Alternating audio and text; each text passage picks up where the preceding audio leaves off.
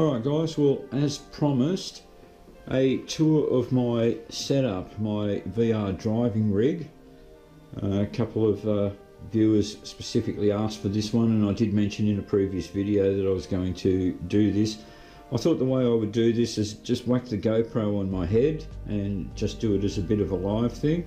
And I mentioned what I was going to do was go through all the different equipment that I've got and put up some pricing of what I paid for the stuff, or what I can remember paying for the stuff.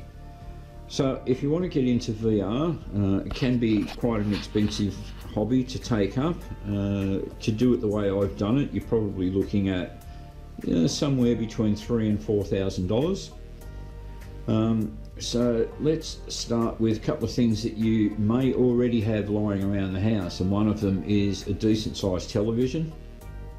You don't need it specifically to do VR, but it's pretty handy.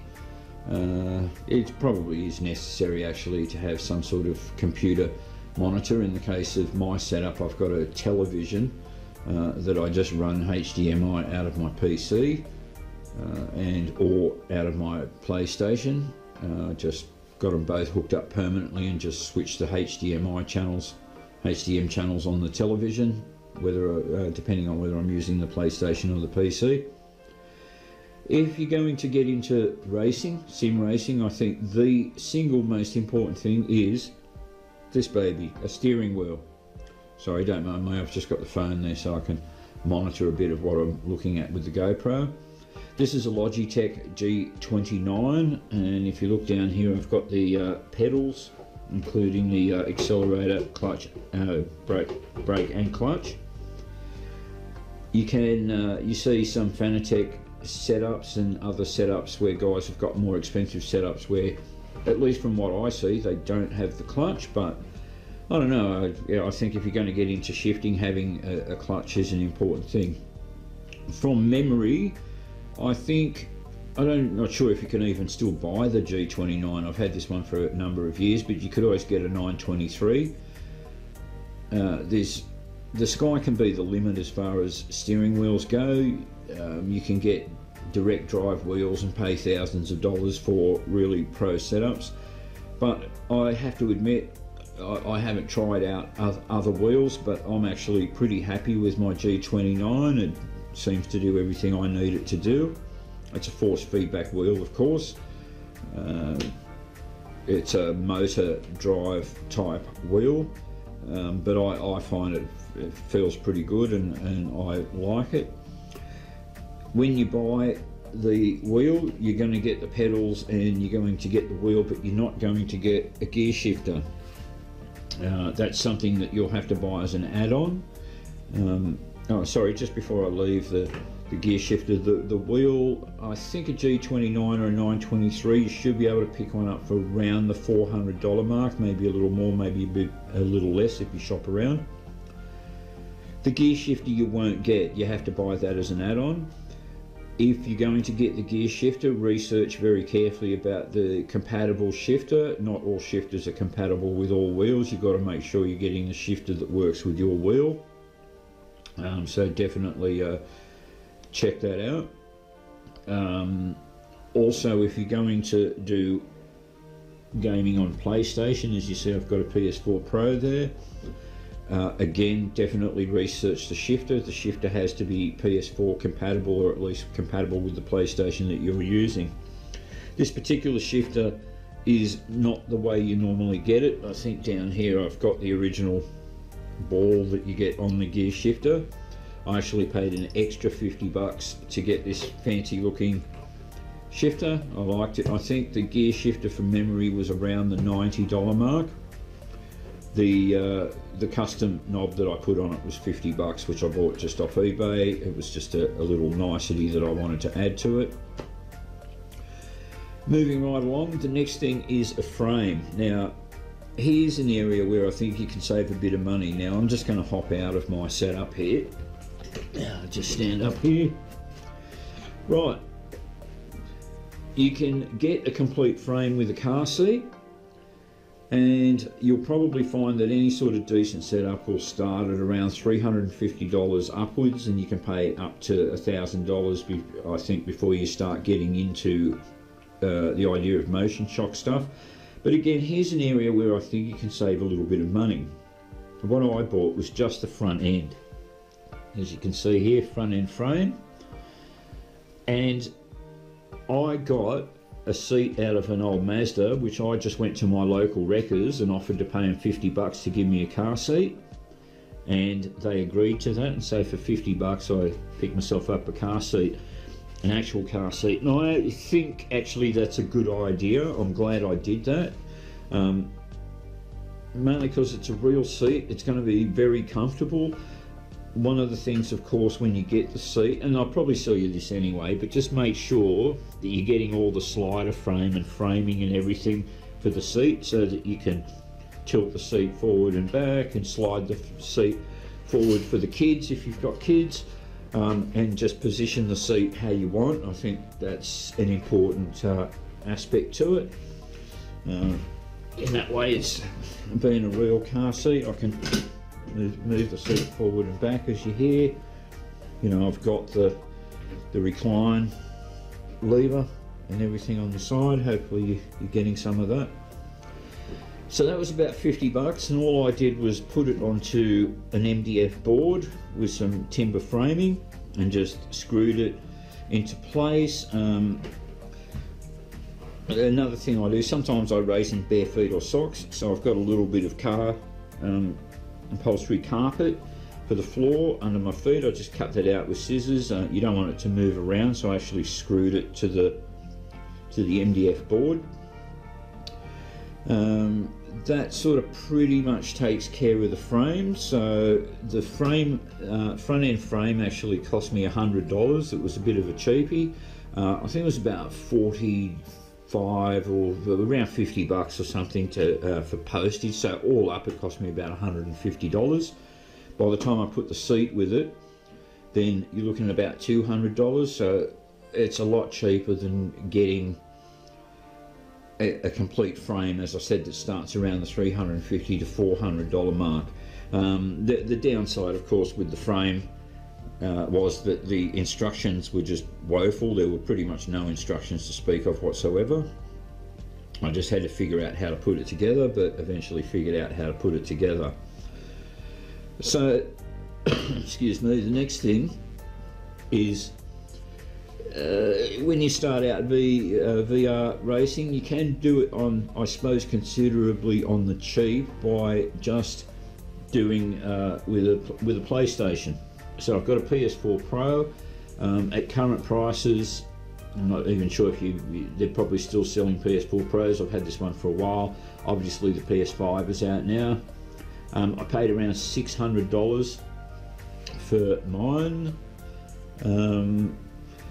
And then the next thing you're going to need if you want to do VR is a PSVR, the one that works with the PlayStation. And again, I think you can pick one up for about $500, but I paid closer to $600 to get some the bonus.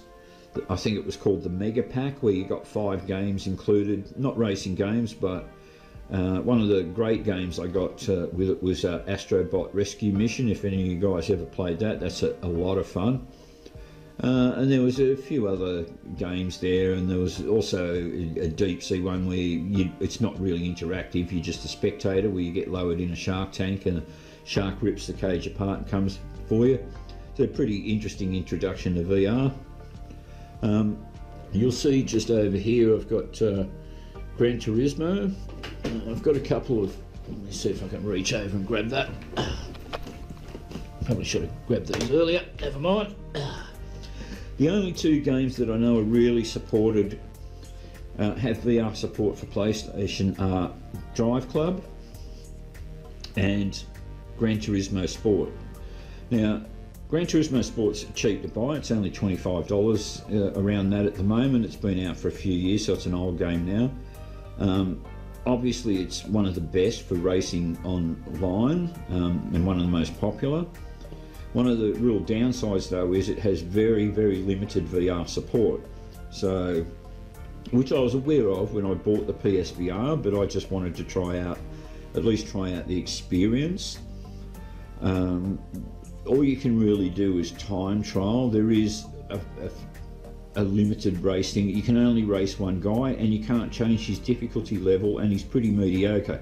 So if you're any sort of decent driver on the sim racing setups, you'll just leave him for dead virtually straight away, so there's no real competition there.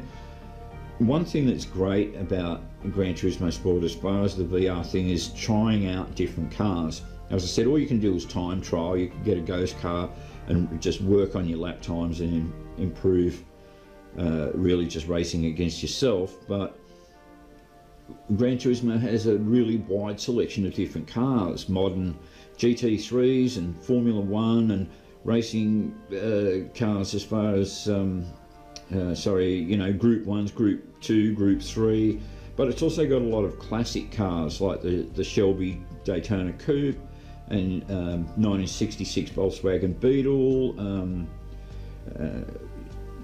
just to sort of name a couple off the top of my head, 1960s Mini Cooper, a lot of street cars, just 1980 like the Volkswagen Golf and things from the 80s. So, and there's a lot of detailing done like to the interiors and things like that. So it's a lot of fun in that regard. So if you want to try out what the experience is like in VR to drive a whole range of different cars, then Gran Turismo is good for that. The only game that I know of that's actually got any sort of decent VR support for PlayStation is Drive Club. A lot of people have bagged out Drive Club, so it's just arcadey and the graphics aren't very good. I found the graphics to be alright. I'm not sure if it's got online racing thing. It may have, but I haven't delved into that. But this is the one game that you can play on console that's actually a complete VR game where you can race against other people. When I mean other people, I mean AI. As I said, there might be an online thing, but I haven't done it. But at least it's a complete VR thing where you can race and have a decent race in VR. It's also got some pretty cool replay functions where you can sit in the passenger seat and take yourself on a hell ride. So that's probably as much as I can think of off the top of my head for stuff to do with the console. So the cheapest way probably to get into VR is with a PlayStation, $600. Again, probably the better part of $700 there, $1,200 by the time you add on the PSVR set. So you'll probably get away with just under $2,000 getting yourself set up on a console. So just a couple of last things just before we move on to the PC setup. You might notice the little camera up there, and then there was the small box that you can see on top of the PS4. That's actually the camera and junction box to join the PSVR headset and the camera to the PlayStation. It's included with the PSVR, so you don't actually have to pay any extra for that. One thing though, if you do buy the upgraded version with the games included, which I mentioned, or the Mega Pack I think it's called, you do get a PS5 adapter for it, so that if you do upgrade to a PS5, you've already got the adapter to hook up the PSVR. Alright, so moving on to the PC setup. So we're going to have to transfer some of the items, like the steering wheel and the pedal and the frame and the car seat, across to the PC setup as far as costing goes, because those things also apply. So obviously the heart of it is going to be a pretty powerful gaming computer. So at this point guys, please excuse any change in the tone of my voice as I switch from the GoPro to the regular mic I have in my studio room. Now, I don't really know what the graphics card requirements are, or system requirements, for say doing a triple screen or a wraparound screen as opposed to a VR headset. But one of the things that you're going to need to do before you go out and buy a PC is do some research on the system requirements you're going to need to run things like iRacing, Assetto Corsa, ACC, etc, etc. And whilst the power of your graphics card is going to be one of the most important things, all other things are still important. The amount of RAM, your CPU speed, your storage space, all of these things are going to be important. So please do some reading up before you buy a PC. I used iRacing as a guide to what I'd need. So if you Google iRacing system requirements, it'll give you a rundown of the minimum requirements, recommended requirements, and the high-end stuff if you can afford it. As you can see here, the minimum requirement for your CPU is a 4-core, but they do recommend a 6. I actually bought a 7. Just to get across the idea that I believe anyway, you should try and go a few steps above the minimum. So there's a mob called Logical Increments, and they have a really great graphics card comparison chart. And if we scroll down to the stuff in the blue section here, the RX 570, that's what I've got. It does a pretty good job, but sometimes with going around corners at speed, and if there's a lot of cars in front of you that need rendering, sometimes I can get a little bit of juddering. So if you can afford to get a computer with one of the graphics cards in this green section, then definitely do it. You're going to get a lot more power. You'll be able to drive up the clarity of everything. Any of these ones in the green are going to just look amazing and run everything you need, no problem. I haven't tried out the different cards, but that's the way to go. Now, mainly there's Nvidia and AMD, which do all the AMD do all the Radeon stuff. That's what I bought, a Radeon one. From most of the reading that I was able to do, most of the tech guys, I don't really understand all of this stuff that well, but most of the tech guys really said get the Radeons, that they, for your bang for your buck, they outdo the Nvidia. So just getting back to the pricing thing, with the Logitech G29, shifter, car seat, front end frame, and then you add an Oculus Rift headset for about $600. The PC set me back $850, so to do just PC only, you'd be looking at $2140, but that's before you buy a single driving game. I could get into the whole thing here with the cost of driving games, but there's just no real way to tell. For example, with Assetto Corsa, it's about $90 to buy the game on Steam, but then there's all the different packs for different cars and tracks that you add. You probably end up spending a couple of $100, and then there's all the free mod stuff out there that you can pick up as well, that you can install. Then you've got things like iRacing, where you pay a subscription for the year, where it's $100 for the first year. I think it's $170 for every year after that. But then you buy tracks at around $20 and cars at around $15. So you're constantly spending money on the whole thing, upgrading, building it all up. Race room is the same. You buy cars and tracks, and before you know it, you've spent another $1,000 there, or another $1,500 just getting all the things that you want, the cars that you like, etc. Anyway guys, for the time being, I'm probably going to leave it there. If there's any questions you want to ask in the comment section of any of the videos, go right ahead. I'm more than happy to answer them.